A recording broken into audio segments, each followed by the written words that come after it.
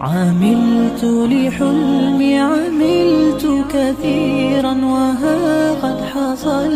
سهرت تعبت. دیکھیے اللہ رب العزت نے ہمیں دنیا میں بہت تھوڑی زندگی اور تھوڑے مقصد کے لیے اللہ پاک نے بھیجا تھا، لیکن ہم دنیا میں آ کر کے دنیا میں ایسے الجھ گئے، ایسے مشغول ہو گئے کہ اللہ پاک نے جو کام جو مقصد کے لیے ہمیں بھیجا تھا اس کو ہم نے چھوڑ دیا۔ پیارے آقا صلی اللہ علیہ وآلہ وسلم اپنی پیاری حدیث میں بیان فرماتے ہیں کہ ایسا شخص جو دنیا میں آ کر دنیا میں آنے کے مقصد کو بھول جائے وہ بہت برا انسان ہے۔ وہ حدیث پاک کے الفاظ ہے بئس العبد عبد سعی ونہا ونسی المقابر والبلا۔ بہت برا ہے وہ انسان جو دنیا میں آ کر دنیا میں آنے کے مقصد کو بھول جائے، ولہا اور دنیا ہی کو سب کچھ سمجھ بیٹھے۔ بس یہی حال ہم سب کا ہے کہ ہم دنیا میں آنے کے مقصد کو بھولے ہوئے اور ہم نے دنیا ہی کو سب کچھ سمجھ لیا۔ وَنَسِيَ الْمَقَابِرَ وَالْبِلَا اور بھول جائے کہ ایک دن آنا ہے، قبرستان میں جا کر کے سونا ہے، وہاں ہمارے بدن کو بوسیدہ ہونا ہے، بدن کو ریزہ ریزہ ہونا ہے۔ اور آپ جا کر کے دیکھیں قبرستان میں کون سویا ہے، کون سویا ہے؟ وہ لوگ سوئے وہاں پر کہ جن سے ملاقات کرنے کے لیے لائن میں کھڑا رہنا پڑتا تھا کہ بھئی یہ صاحب سے ملاقات کرنی ہے تو یہ 3 بجے ملیں گے، اور وہ 3 بجے تک لائن میں کھڑے رہے اور پھر 3 بجے کہا گیا کہ صاحب تو میٹنگ میں چلے گئے، کل آنا۔ تو جن کی ملاقات کے لیے 2-2 3-3 دن لگ جاتے تھے، آج وہ اپنی قبروں میں سوئے ہوئے ہیں، ان کے قبروں پر بندر استنجا کرتے اور کتے پیشاب کرتے، کوئی ان کو ہٹانے والا اور دور کرنے والا نہیں ہے۔ اور وہ سب قبرستان میں بڑے بڑے بادشاہ، بڑے بڑے وزراء، بڑے مالدار، بڑے کلیکٹر صاحب، بڑے MP اور PM صاحب اور نہ معلوم کیسے کیسے وہ سوئے ہوئے ہیں۔ میرے بھائیوں، اگر مقصد کو بھول کر کے زندگی جو گزارے گا اور قبرستان میں جائے گا تو وہ قبر میں جانے کے بعد اس کو احساس ہوگا کہ میری زندگی کیسی گزری، مجھے کیسی گزارنی چاہیے۔ اس لیے دنیا میں اللہ پاک نے ہمیں بھیجا ہے تو ایک مقصد لے کر کے بھیجا ہے، وہ مقصد کے مطابق ہم اپنی زندگی کو گزارے۔ مقصد کے بغیر ہر کام بیکار ہوتا ہے۔ آدمی یہاں سے بازار جائے، میں کہاں چلے، میں پتہ نہیں میں کہاں جا رہا ہوں، تو اس کو لوگ پاگل کہتے ہیں۔ اللہ پاک نے زندگی دی ہے تو ایک عظیم مقصد کے لیے، وہ مقصد کو چھوڑ کر کے اگر میری زندگی گزر رہی ہے تو میں مجھ سے زیادہ کوئی پاگل نہیں۔ اسی کو آقا فرماتے کہ اسر عبدو، یہ بہت برا ہے انسان جو دنیا میں آ کر دنیا کے مقصد کو بھول کر کے وہ زندگی گزارے۔ تو اللہ پاک نے جو مقصد کے ساتھ ہمیں بھیجا، پیارے بھائیوں، وہ مقصد میں ہماری زندگی گزرنی چاہیے۔ وہ مقصد کیا ہے؟ وہ مقصد آقا نے اور اللہ تبارک و تعالیٰ نے بھی قرآن مجید میں بیان فرمایا۔ آقا ایک حدیث میں بیان فرماتے ہیں کہ دنیا مزرعۃ الآخرۃ، کہ دنیا آخرت کی کھیتی کرنے کی جگہ ہے۔ اگر دنیا میں آئے ہو آخرت کے لیے کھیتی کر لو۔ ایک حدیث پاک میں ہے کہ جنت ایک چٹیل میدان ہے، وہ چٹیل میدان کو جنت بنانا، باغ بنانا، یہ تمہارے بس میں ہے۔ آدمی ایک مرتبہ سبحان اللہ کہے گا، ایک درخت لگے گا۔ مشکاہ شریف میں ایک روایت ہے کہ آدمی کو کبھی کسی انسان کے بچے کی روح قبض کرنے کا اللہ پاک حکم دیتے ہیں۔ چھوٹا بچہ ہوتا اور چھوٹا بچہ جو ابھی بولنا سیکھا ہو اور کالا کالا بولتا ہو تو وہ بڑا پیارا لگتا ہے وہ بچہ، اور اس کو ہم زبردستی بلواتے ہیں، اس لیے کہ اس کی بولی ہمیں اچھی لگتی، تو ایسا کالا کالا بولنے والا بچہ جو اس کے ماں باپ اور رشتے داروں کو بڑا پیارا لگتا ہے، اللہ تبارک و تعالیٰ ملک الموت علیہ السلام کو حکم فرماتے کہ جاؤ میرے وہ بندے کے اس کے وہ کالا اور اچھا بولنے والا وہ بچے کی روح قبض کر کے آ جاؤ۔ تو وہ ملک الموت تو اللہ کے حکم کا تابع ہے، تو وہ روح قبض کر کے لے کر اللہ کے سامنے حاضر ہوتے۔ اللہ بہت پیار سے ملک الموت سے فرماتے ہیں کہ آپ نے میرے بندے کے بچے کی روح قبض کر لی؟ تو کہتا ہے ہاں۔ پھر اللہ فرماتے میرے بندے کے پھول کو تم نے لے لیا؟ تو کہا ہاں، آپ کا حکم تھا تو آپ کے بندے کے پھول کو میں نے۔ اللہ کہتے میرے بندے کے کلیجے کے ٹکڑے کو تم لے کر آئے؟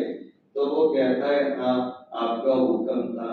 اچھا بتاؤ اس وقت میرے بندے نے کیا کہا تھا؟ جب تم اس کے بچے کو لے کر چلے تو میرے بندے نے کیا کہا؟ تو ملک الموت کہتے ہیں آپ کا بندہ بولا تھا الحمدللہ، بچہ مر رہا ہے، اور اس وقت میں آپ کے بندے نے کہا تھا الحمدللہ انا للہ و انا الیہ راجعون، یعنی اللہ تیرا شکر ہے، تو نے بچہ دیا تھا تو تیرا تھا، تیری نعمت میرے پاس تھی، میں اس کو سنبھال رہا تھا، اور تو نے لے لیا تو وہ نعمت تیری بھی تو نے لے لی، تو بھی میں تیرا شکر ادا کرتا ہوں۔ اللہ نے ہم کو بہت ساری نعمتیں دے رکھی ہے، کتنی دی ہے نعمتیں، خالی اتنا آدمی سمجھ لے تو کبھی اللہ تعالیٰ کی نافرمانی نہ کرے۔ واقعی میں کبھی اللہ تبارک و تعالیٰ کو بھول کر وہ زندگی نہ گزارے، کبھی وہ مقصد سے ہٹ کر زندگی نہ گزارے۔ ایک امریکی سائنسداں، اس نے انسان جو پیدا ہوتا، وہ پیدا ہونے والے انسان کے باڈی میں اللہ پاک نے کیا کیا فٹ کیا ہے اور کتنے کا وہ فٹ کیا ہے، اس کا اس نے موٹا موٹا ریسرچ کیا، تو اس نے کہا کہ ہر پیدا ہونے والا انسان، اس کا بچہ $360 ارب کی مالیت لے کر کے ہر انسان پیدا ہوتا ہے۔ اللہ اتنا مالدار آپ کو بھی بنایا، آپ کو ہر انسان کو $360 کسی انسان کو میرے اللہ نے غریب نہیں بنایا۔ اب میں حبیب صاحب سے پوچھو آپ اپنی آنکھ 10 لاکھ میں دے دو تو کہیں گے نہیں 10 لاکھ، ارے 20 لاکھ لے لو تو کہ 20 میں بھی نہیں، ارے 50 لے لو حبیب صاحب دے دو، ارے یار چھوڑو بات چھوڑو مجھے نہیں دینی یار، 1 کروڑ بھی دو تو نہیں دینی۔ کیا مطلب ہوا اس کا؟ سمجھتے ہو؟ یہ ہمارے حبیب صاحب اپنے آپ کی قیمت 1 کروڑ سے زیادہ سمجھتے ہیں۔ ایسے اپنے کان کی قیمت، زبان کی قیمت، ہارٹ کی قیمت، اللہ پاک نے یہ ہارٹ بنایا ہے، ہارٹ، تو اس میں ہارٹ میں اللہ نے جو پائپ لائن پلمبری کا کام کیا ہے کہ وہ ہارٹ کی پلمبری کو اگر کھولا جائے تو 1,38,000 میل تک یہ ہارٹ کی خالی لائنیں چلتی رہے، تو یہ لائن یہ ہارٹ ابھی ایک چھوٹا سا عضو ہے، اب اس میں کتنی اللہ پاک نے چھوٹی چھوٹی لائنیں جوائن کی ہے، اگر وہ لائن اور وہ نسوں کو پھیلایا جائے تو 1,38,000 میل تک وہ پھیلتی رہے۔ وہ اللہ تبارک و تعالیٰ نے ہمیں وہ سب کچھ دے کر کے دنیا میں بھیجا، اگر اتنا ہی سامنے رہے تو کبھی اللہ تبارک و تعالیٰ کو بھول کر کبھی زندگی نہ گزارے۔ تو میں یہ سمجھا رہا تھا قبرستان میں جا کر کے دیکھو کیسے کیسے سوئے ہوئے ہیں، وہ سب اپنے اعمال کے اعتبار سے وہ زندگی گزار رہے ہیں، اس لیے اللہ پاک نے یہ زندگی دی آخرت کی تیاری کرنے کے لیے۔ آخرت میں جیسا آپ یہاں عمل کرو گے ویسا بوؤ گے۔ تو اللہ پاک نے وہ فرشتے سے کہا، کیا کہا تھا بندے نے؟ تو کہا الحمدللہ انا للہ و انا الیہ راجعون۔ اللہ آپ کا شکر ہے ہر حال میں، اور ہم آپ ہی کے ہیں اور آپ کی طرف لوٹ کر کے آئیں گے۔ اللہ تعالیٰ فرماتے ہیں کہ اچھا میرے بندے نے جب اس کا بچہ اس کے پاس سے تم نے لے لیا اس وقت حمد اور میری تعریف بیان کی تھی؟ تو کہا ہاں۔ تو اللہ تعالیٰ فرماتے اچھا چلو ایک بہت بڑا عالیشان بلڈنگ محل اور بنگلہ بنا دو۔ تو ایک شاندار محل بنا دیا جاتا ہے اور اس پر ٹائٹل لگا دو بیت الحمد۔ یہ حدیث میں صاف طور پر بیان کیا بیت الحمد کہ یہ اس آدمی کا بنگلہ ہے کہ جو مصیبت کے وقت بھی اللہ تعالیٰ کی حمد اور ثنا اور تعریف بیان کیا کرتا تھا۔ کیا معلوم ہوا اس سے کہ جنت تو آپ کے ہاتھ میں ہے۔ آپ جتنی مرتبہ سبحان اللہ کہو، درخت لگاؤ، الحمدللہ کہو، بلڈنگیں بناؤ،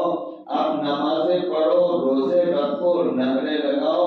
باغات لگاؤ، وہاں کے حور و غلمان کو تیار کرو آپ، تو زندگی کے اعمال جیسے ہوں گے وہ اعمال کے اعتبار سے آپ کی جنت سجتی جائے گی، بنتی جائے گی۔ تو وہ اعمال کے لیے جو جنت کو سجانے بنانے والے، اس کے لیے اللہ پاک نے ہمیں یہ دنیا میں بھیجا ہے، یہ مقصد ہے۔ میرا اللہ بھی بیان فرماتے تبارک الذی بیدہ الملک وهو على كل شيء قدير الذي خلق الموت والحياة ليبلوكم أيكم أحسن عملا۔ اللہ نے یہ زندگی دی تاکہ اللہ تمہیں دیکھے تم میں سے کون اچھے اعمال کر کے آتا ہے۔ یہ اچھے اعمال کرنے کے لیے زندگی دی، اور یہ زندگی جب تک ہے ہمارے پاس وقت ہے بھائیو قدر کر لو یہ زندگی کی۔ اس کا ایک ایک منٹ، ایک ایک سیکنڈ، ایک ایک گھنٹہ، ایک ایک دن بڑا قیمتی ہے۔ ہم حدیث پاک میں سنتے جنت میں جانے کے بعد آدمی کو جو قلق اور افسوس ہوگا وہ اس گھڑی پر جو یادیں الہی کے بغیر گزاری ہو، اللہ کے ذکر کے بغیر گزاری ہو، اس پر افسوس ہوگا۔ اس لیے یہ دنیا میں ہے، پر جب تک یہ اللہ تبارک و تعالیٰ کے احکامات کے مطابق زندگی ہم گزارے اور زندگی گزار کر کے اللہ کے پاس جائے، ہماری زندگی میں اللہ کے احکامات ہو، نبی علیہ الصلوۃ والسلام کے پیارے طریقے ہو۔ ہر ہفتے میں صحیح حدیث سے ثابت ہے، ہر ہفتے میں میری زندگی کے ہفتے کے اعمال میرے سرکار صلی اللہ علیہ وسلم کے سامنے پیش کیے جاتے ہیں۔ تو کون سرکار جس کے صدقے میں سب کچھ بنا؟ یہ روزانہ سنتے ہیں، جن کے صدقے میں سب کچھ بنا۔ لولا لما خلقت الافلاک والارضین، آپ کو پیدا کرنا مقصود نہ ہوتا تو یہ آسمان، یہ زمین، یہ چاند، یہ سورج، یہ ستارے، یہ سیارے، یہ سیارچے، یہ درخت، یہ دریا، یہ پہاڑ، یہ ندی، یہ نالے، یہ انسان، یہ فرشتے، یہ جن، یہ مخلوقات اور یہ پتھر اور یہ درخت کچھ بھی نہ بنتا اگر آپ کو پیدا کرنا مقصود نہ ہوتا۔ آپ کی وجہ سے یہ کائنات بنی ہے اور آپ کی ہم سب کو قدم قدم پر ضرورت پڑے گی۔ یاد رکھنا، بڑے شفیق نبی ہمیں ملے ہیں۔ میں نے کتاب میں پڑھا، جب پڑھا تھا تو میرا دل اشش کرنے لگا اور بے اختیار دل رو پڑا، اور میں نے سوچا کہ آپ کی شفقت اور رحمت ان کو کوئی سوچ نہیں سکتا۔ جب میدان حشر قائم ہوگا تو اللہ کے نبی علیہ السلام یہی لوگوں کے حساب کتاب کو شروع کروائیں گے۔ کسی کی ہمت نہیں ہوگی جس کو شفاعت عظمی اور کبریٰ کہا جاتا، اور پھر اس کے بعد اللہ کے نبی علیہ السلام دوسری مرتبہ شفاعت کریں گے، تیسری مرتبہ کریں گے، چوتھی مرتبہ کریں گے، پانچویں مرتبہ کریں گے، چھٹی مرتبہ کریں گے، اور یہ سب مسلمانوں کے بارے میں کریں گے، الگ الگ جماعت۔ پھر میرے نبی کی شفقت اور رحمت جوش میں آئے گی اور اللہ تعالیٰ سے 7ویں مرتبہ یہ شفاعت کریں گے، باری تعالیٰ یہ کفار اور مشرکین یہ تو آپ کا اٹل فیصلہ ہے کہ کبھی جہنم سے نکلیں گے نہیں، میں اس کو مانتا ہوں، لیکن میری اتنی درخواست ہے کہ ان پر سے عذاب خالی تھوڑا ہلکا کر دے۔ تو وہ نبی جو کفار اور مشرکین کے بارے میں بھی سوچنے والا ہو، وہ نبی علیہ السلام، ان کی ہمیں قدم قدم پر ضرورت پڑے گی،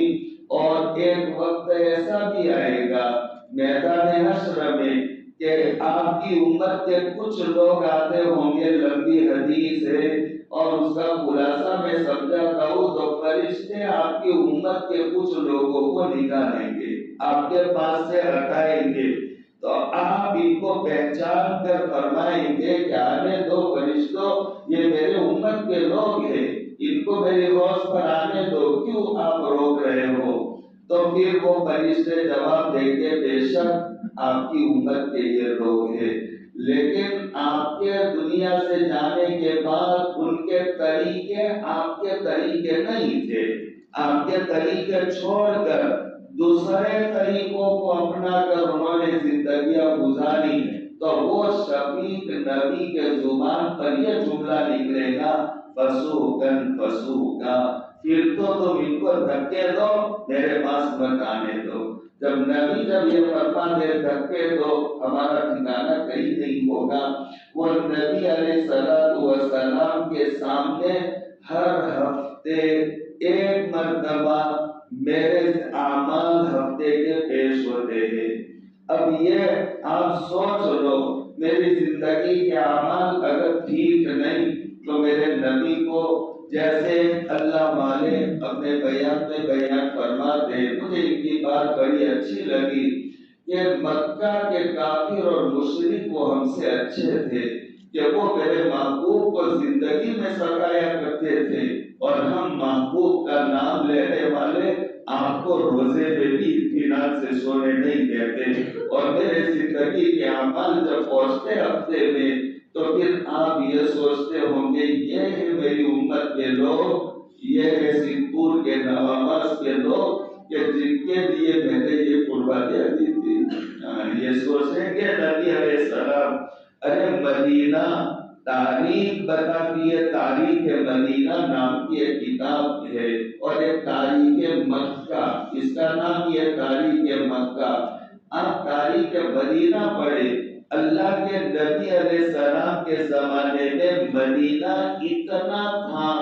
جتنا آج مسجد نبوی ہے۔ مسجد نبوی آج اتنی بڑی ہے کہ اس میں ایک ساتھ 10 لاکھ لوگ نماز پڑھ سکتے، 10 لاکھ، یہ اتنی بڑی، اتنا خالی مدینہ منورہ تھا اللہ کے نبی علیہ السلام کے زمانے میں، جو آج مسجد ہے۔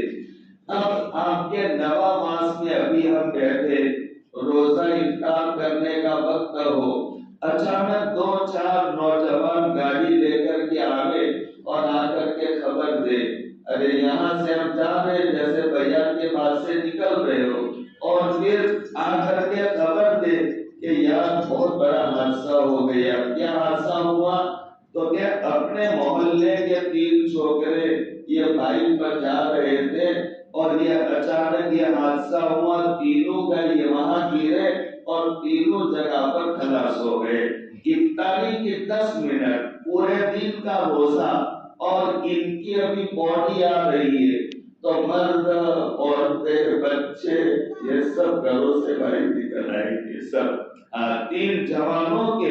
اب وہ اپنے محلے کے ہیں سب روزہ افطار کرنا بھول جائیں گے اور سب کے گھروں میں ایک دم سے 3 جوانوں کی جب بوڑھی آتی ہو تو سب گھروں میں ماتم چھا جائے گی اور سب عجیب سی کیفیت میں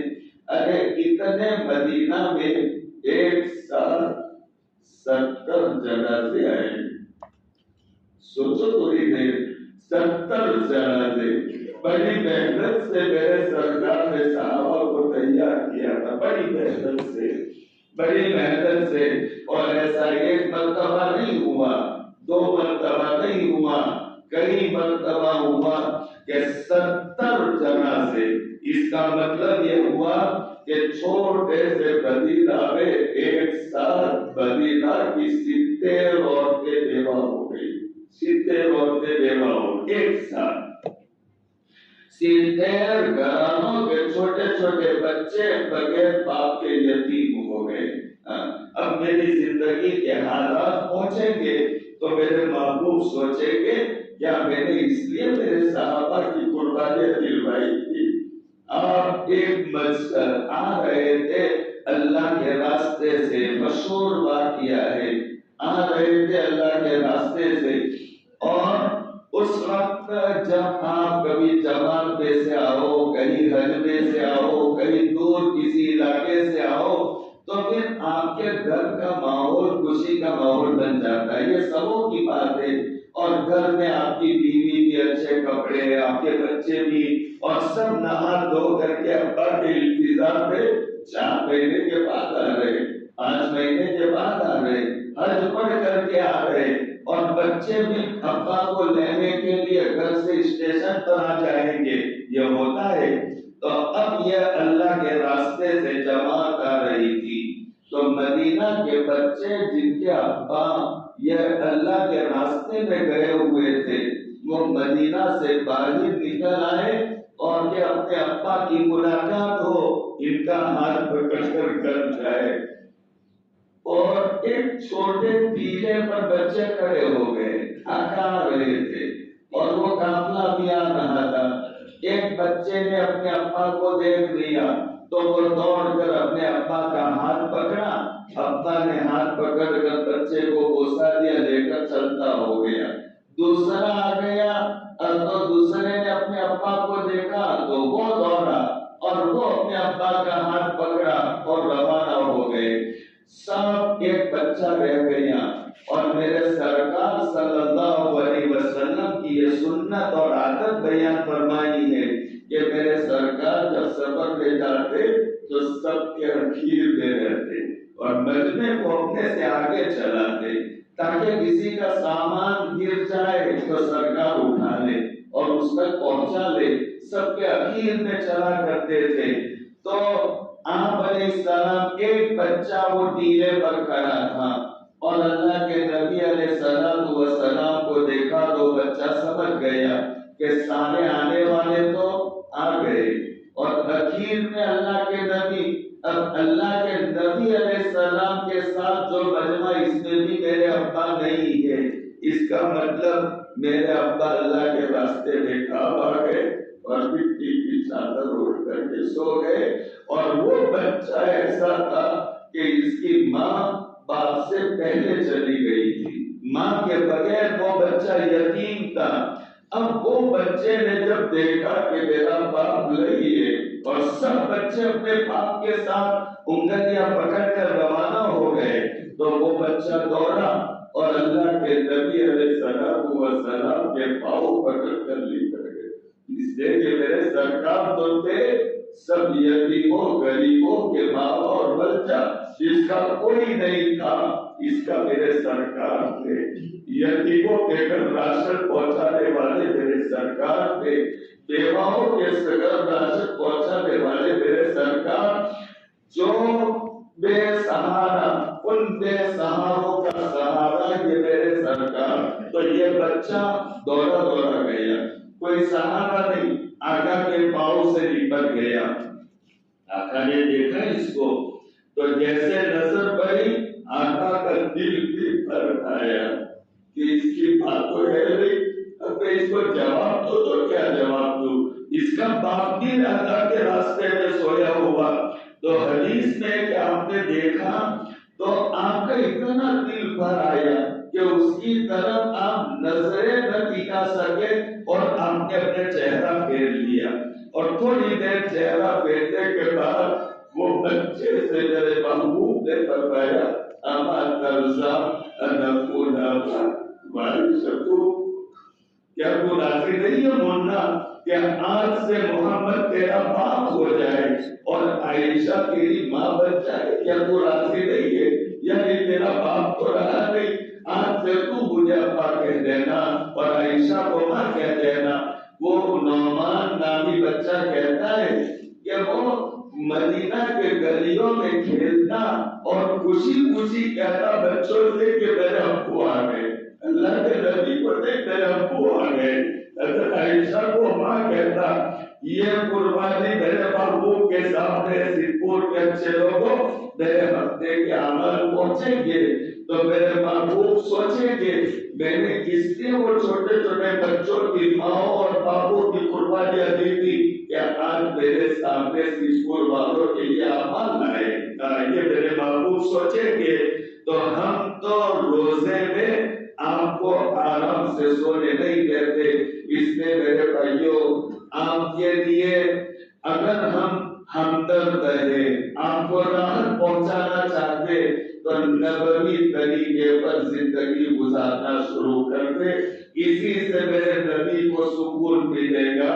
نبی کی شفاعت ہمیں ملے گی، نبی سے فائدہ ہمیں پہنچے گا۔ نہیں تو ہم ہمارے اعمال سے نبی کو دکھی کر رہے، وہ کفار زندگی میں دکھی کر رہے تھے اور ہم آپ کو آپ کے وصال کے بعد روزے میں آپ کو چین سے سونے نہیں دیتے اور دکھی کر رہے۔ اس سے میرے بھائیوں اپنی زندگیوں کی اس طرح کی ضرورت ہے، بس سننے کے حد تک مت رہو میرے بھائیوں، اب زندگیوں میں بدلاؤ لاؤ، زندگیوں میں سدھار لاؤ، اللہ کا تعلق پیدا کرو، اللہ کا ڈر بھی پیدا کرو، اللہ کا اس طرح تعلق ہو کہ نماز چھوڑنے کی ہمت نہ ہو، روزہ چھوڑنے کی ہمت نہ ہو، زبان سے گالی بولنے کی ہمت نہ ہو،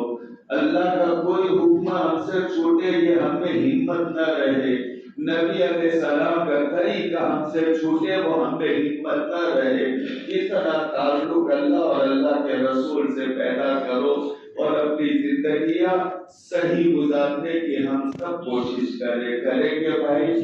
اللہ پاک ہم کو نیک بنا دے، کہو آمین۔ اللہ پاک ہمیں اللہ کے احکامات پر چلا دے، کہو آمین۔ نبی علیہ السلام کے طریقوں کے مطابق اللہ ہمیں زندگی گزارنے کی توفیق عطا فرمائے، کہو آمین۔ اللہ یہ رمضان کا مہینہ جو چل رہا اللہ اس کی قدر دانی نصیب فرمائے۔ یہ رمضان میں میرا اللہ ہم سب کی مغفرت فرمائے۔ اگر رمضان میں مغفرت نہ ہوئی تو وہ آدمی کی ہلاکتی اور بربادی میں کوئی شک نہیں۔ اللہ یہ رمضان میں ہم سب کی مغفرت فرمائے، سب روزے داروں کی مغفرت فرمائے، سب روزے داروں کے روزوں کی اللہ ان کے تراویح کو، اللہ ان کی عبادت کو اور اللہ ان کی دعاؤں کو قبول فرمائے، اور اللہ ان سب روز دنیا میں سارے مسلمان جو عذر کی وجہ سے روزہ نہیں رکھ سکتے اللہ تبارک و تعالیٰ ان کی بھی مغفرت فرمائے، اور جو اللہ کے بندے ایمان والے بغیر عذر کے روزہ نہیں رکھتے ان کے لیے بھی اللہ ہم تیرے دربار میں بھیک مانگتے ان کو بھی معاف کر۔ اگر مغفرت نہیں ہوئی تو ان کی ہلاکتی میں کوئی شک نہیں کہ اللہ آپ ہی کے ماننے والے بندے ہیں، آپ ان کو بھی توفیق دے دینا، وہ روزہ رکھے تراویح پڑھے، اللہ ان کو معاف کر دینا، اللہ مجمع میں جو ایمان ہے ان کو شفا دے دینا، ان کے گھروں میں جو ایمان ہے ان کو شفا دے دینا، جو پریشان حال ہے ان کی پریشانیوں کو دور فرمانا، جو ضرورت مند ہے ان کی ضرورتوں کو اللہ غیب سے پوری فرمانا، جن کے ذاتی مکان کی ضرورت ہے اللہ پاک ان کے لیے ذاتی مکان کا انتظام فرمانا۔ اے کریم اللہ، دنیا میں ایسے بہت سے آپ کے بندے ہیں جن کے پاس افطار کے وقت میں افطار کے لیے کھجور بھی میں بیٹھتا ہوں، آپ بیٹھتے، آپ کے دسترخوان پر کن نسل کو اتنی چیزیں، لیکن ایسے روزہ رکھنے والوں کا لاکھوں کا مجمع ہے